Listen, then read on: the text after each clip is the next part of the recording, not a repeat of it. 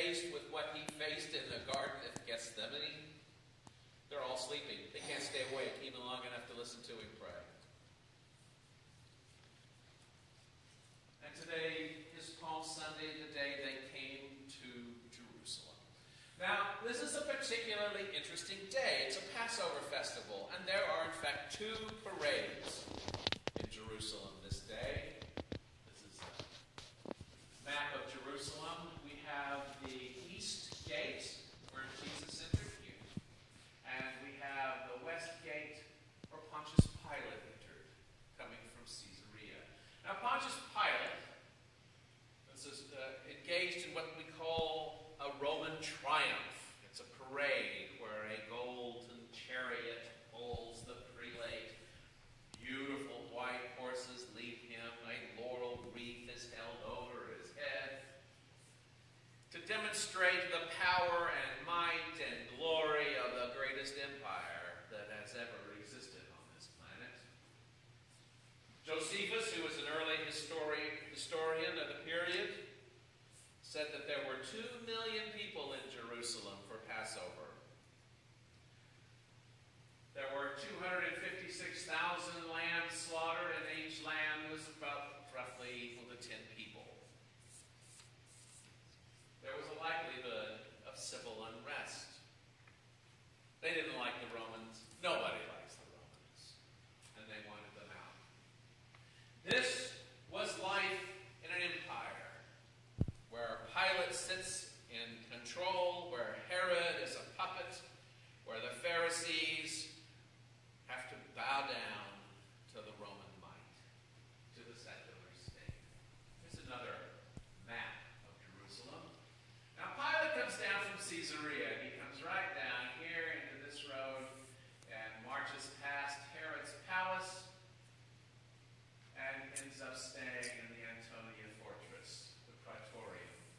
Jesus, on the other hand, comes from Bethany, where he has been anointed. He spent the night, and he comes in through the eastern gate, riding not in a golden chariot, but on a donkey.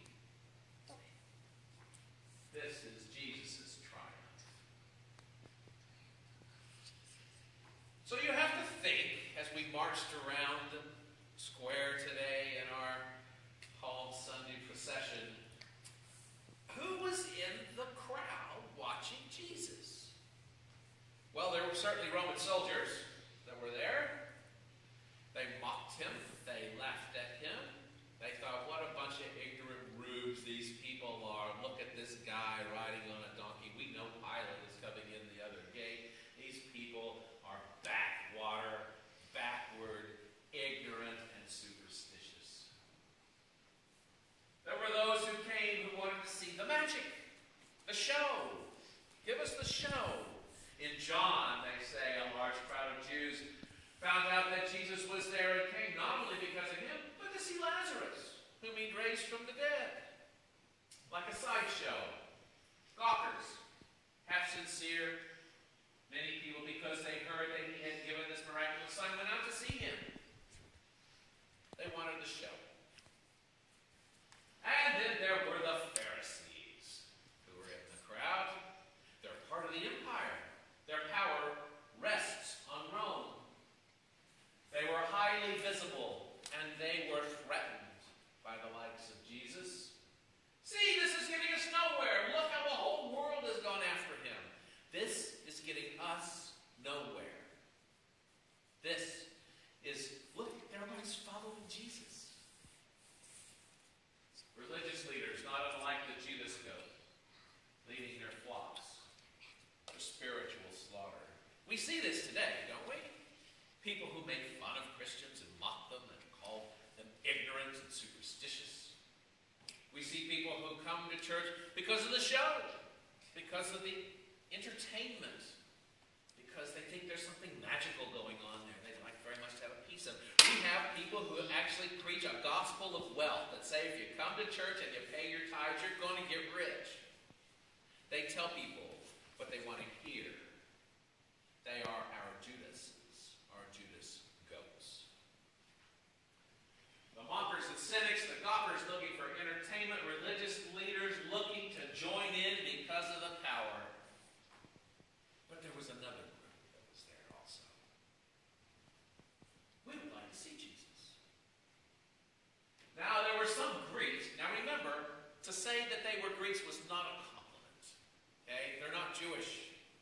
They're there for Passover to celebrate the festivities.